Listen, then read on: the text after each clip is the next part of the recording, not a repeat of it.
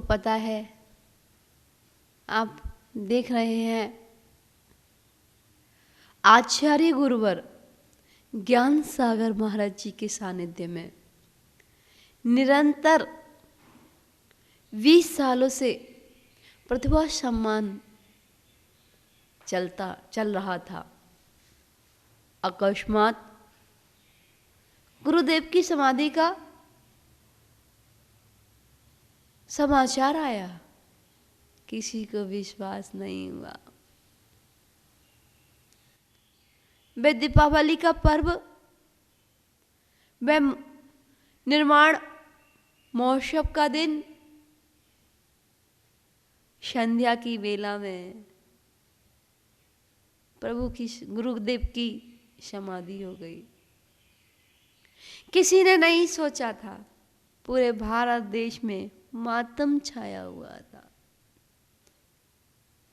जैन धर्म की, जैन समाज की एक क्षति है। ऐसे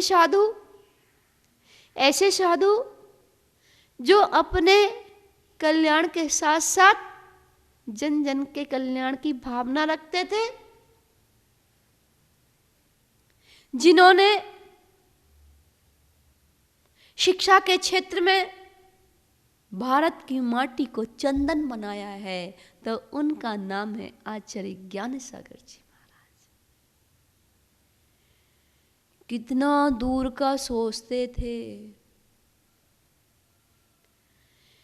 प्रतिभाशाली छात्र छात्राओं का सम्मान कराते थे, कहते थे ये प्रतिभाशाली छात्र छात्रा हमारे देश का कल का भविष्य होंगे।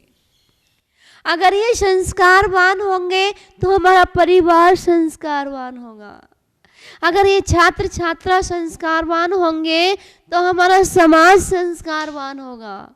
अगर हमारे ये छात्र छात्रा संस्कारवान होंगे, हमारा देश संस्कारवान होगा, हमारा राष्ट्र संस्कारवान होगा, पूरा विश्व संस्कारवान होगा। पूज्य गुरुदेव की यह भावना रहती थी। इसीलिए तो इतने सारे प्रोग्राम कराया करते थे। साइंटिस्ट कॉन्फ्रेंस, डॉक्टर कॉन्फ्रेंस और engineer conference, bankers conference, CA conference, engineer conference, शिक्षक सम्मेलन, विद्वत संगोष्ठी आदि आदि, कैरियर काउंसलिंग आदि आदि कार्यक्रम करा। एक ही उद्देश्य था, पूरे भारत के छात्र छात्रा, हमारे हर जन समाज का एक एक बच्चा ऊंचाइयों को छुए, इनका सम्मान करे। हमारे जैन छात्र छात्राओं का सम्मान समाज का सम्मान है, प्रतिभाओं का सम्मान देश का सम्मान है, प्रतिभाओं का सम्मान राष्ट्र का सम्मान है। क्योंकि ये हमारे देश की रक्षा करेंगे, ये हमारे राष्ट्र की रक्षा करेंगे, ये हमारे परिवार की रक्षा करेंगे, ये हमारे मंदिरों की रक्षा करेंगे, ये हमारे बहन बेटियों की रक्षा करेंगे, अगर ये संस्कारवान होंगे। मैं आप सबसे यही कहना चाहूंगी, ये प्रतिभा सम्मान समारोह होने जा रहा है 30 तारीख को, इसमें आना ना भूलना, इस प्रोग्राम को जरूर देखना और इन प्रतिभाओं का प्रोत्साहन बढ़ाना, इनका सम्मान करना। अगर आप इन बच्चों का सम्मान नहीं करेंगे तो हमारे बच्चों का सम्मान कौन करेगा? जब हम इन बच्चों का सम्मान नहीं देखेंगे तो हमारे बच्चों का सम्मान कौन देखेगा? पहले हमें इन सबको प्रोत्साहित करना होगा, सम्मानित करना होगा, तभी कल हमारे बच्चे भी सम्मानित होंगे, हमारे बच्चों को भी प्रोत्साहित किया जाएगा।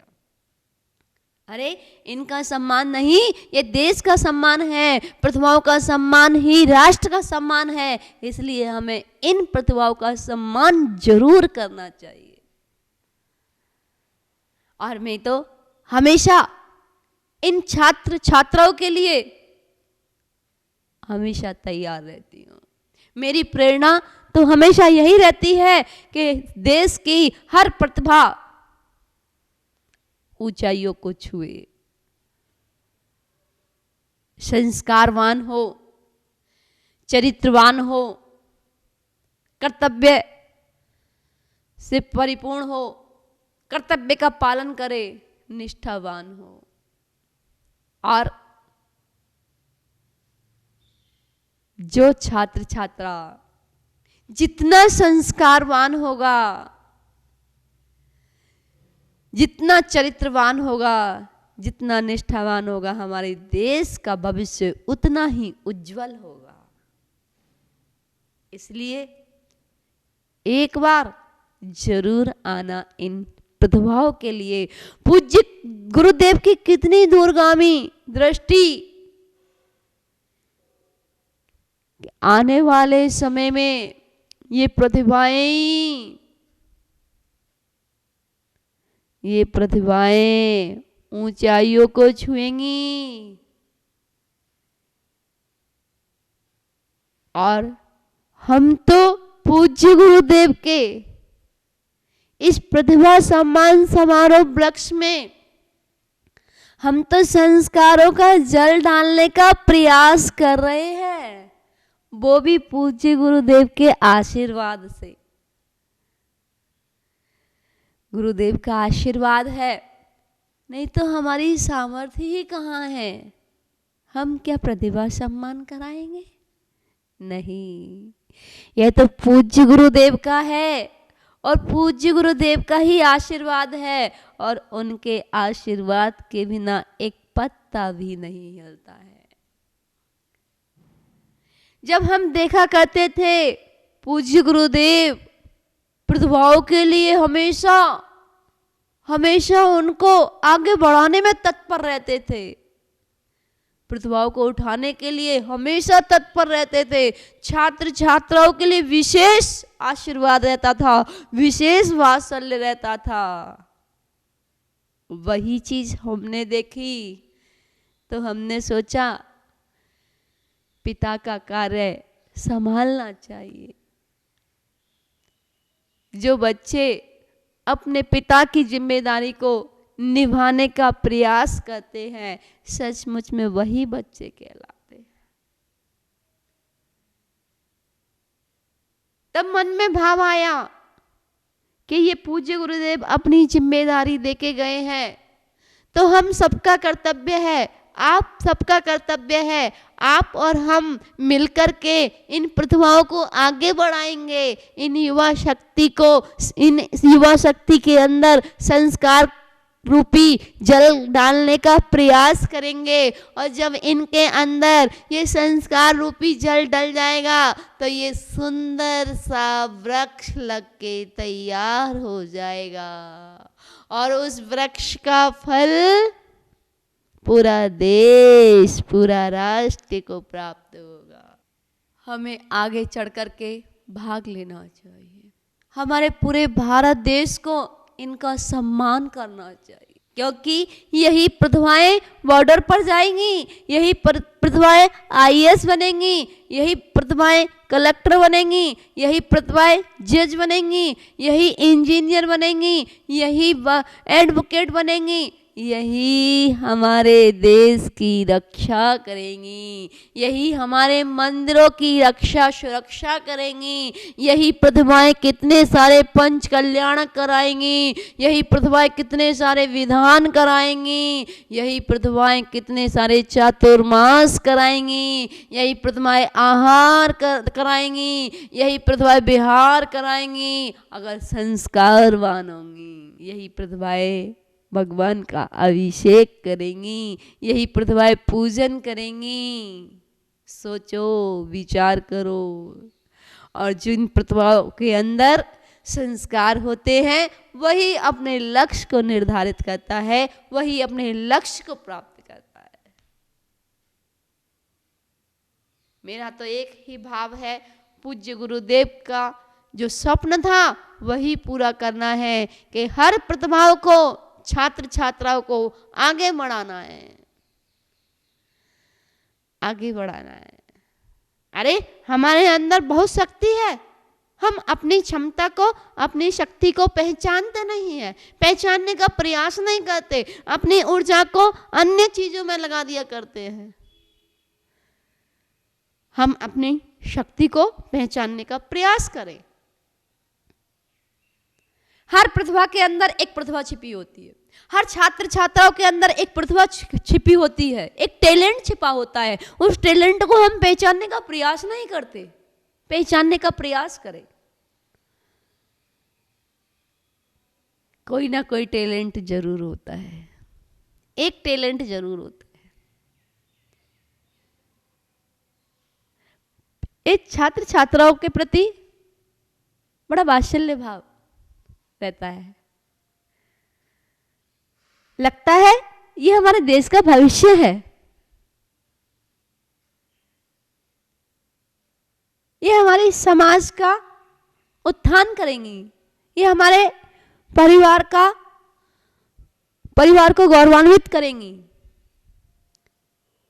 उनके अंदर भविष्य नजर आता है और ये हमारे देश का भविष्य है। जितना हम इनके अंदर संस्कार का बीज बोएंगे, जितना हम इनके अंदर संस्कारों का जल डालेंगे, उतना ही हमारा देश, उतना ही हमारा राष्ट्र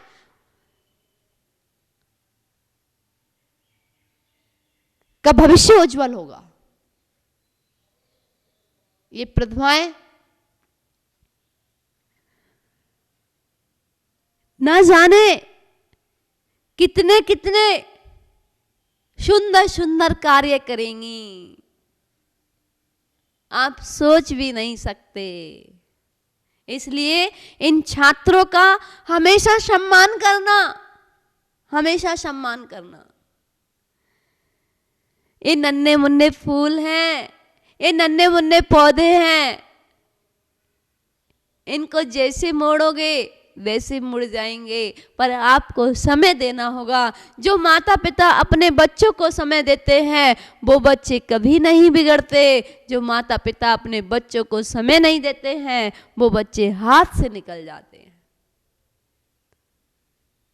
सोचो, विचार करो, जिन बच्चों के लिए हमने दिन रात मेहनत की, कितनी बड़ी बड़ी कोठियां बनाई, कितने बड़े बड़े बंगले बनाए, कितनी सारी चीजें बनाई, और जब बच्चे आए, बड़े हुए, उनके वो पढ़ाई के लिए पढ़ाया, बड़ा किया और जाकर के बाहर निकल गए। कोई विदेश चला गया, कोई देश में ही बहुत दूर चला गया। किसके लिए बनाए थे ये महल, किसके लिए बनाई थी ये कोठियां, किसके लिए जोड़ा था ये धन। इससे बढ़िया अपने बच्चों को समय देते, प्रेम वात्सल्य देते, तो वो बच्चे आपको कभी ना छोड़ते, वो बच्चे आपको छोड़ करके कभी दूर नहीं जाते। और मैं तो हमेशा कहती हूँ और हमेशा ही कहती रहूंगी कि जिन बच्चों की उंगली पकड़ के आप मंदिर लेकर के आओगे, वही बच्चे आपको बुढ़ापे में मंदिर की वंदना कराएंगे, तीर्थ क्षेत्रों की वंदना कराएंगे। जिन बच्चों के हाथ में आप पूजन की थाली पकड़ाओगे, वही बच्चे आपको बुढ़ापे में भोजन की थाली पकड़ाएंगे। जिन बच्चों के हाथ में आप अभिषेक के कलश जिन बच्चों के हाथ में आप अभिषेक के कलश पकड़ाओगे, वो बच्चे कभी शराब का प्याला नहीं पकड़ेंगे। जिन बच्चों के हाथ में आप आरती की थाली पकड़ाओगे, वे बच्चे कभी बीड़ी सिगरेट नहीं पिएंगे, क्योंकि बचपन के संस्कार बचपन में काम आते हैं। इसलिए हमें बच्चों के प्रति विशेष ध्यान देना चाहिए। हम अपने अपने कार्य में लगे रहते हैं, हम अपने अपने धन कमाने में लगे रहते हैं, हम अपने घूमने में लगे रहते हैं। क्या आपने अपने बच्चों को कभी ध्यान दिया? बच्चों को कुछ नहीं चाहिए। जितना बच्चों पर फोकस करोगे, जितना बच्चों पर ध्यान दोगे, उतना ही बच्चे आपका बुढ़ापे में ध्यान देंगे। ये कभी आपने सोचा, विचार किया? क्योंकि बचपन के संस्कार बचपन में काम आते हैं और वो हमारे परिवार का भी भविष्य होते हैं, देश का भी भविष्य होते हैं, राष्ट्र का भी भविष्य होते हैं। इसलिए हमें अपने छात्र छात्राओं का सम्मान हमेशा करते रहना चाहिए, प्रोत्साहित करना चाहिए। हमें ये नई पीढ़ी को आगे बढ़ाना चाहिए। ये नई नई बेटियां, ये छोटी छोटी बेटियां, नई नई बहुएं, इनको भी आगे बढ़ाना चाहिए। ये युवा शक्ति, इनको आगे बढ़ाना चाहिए। आप युवा शक्ति किसको कहते हैं? 10 साल, 20 साल, 30 साल? नहीं, युवा शक्ति की कोई उम्र नहीं होती है। युवा शक्ति वह होती है जो जागरूक हो, जो कर्मठ हो, जो श्रद्धावान हो, विवेकवान हो, क्रियावान हो। वह सच्चा श्रावक कहलाता है। और जो जागरूक होता है वही तो श्रावक, सच्चा श्रावक कहलाता है।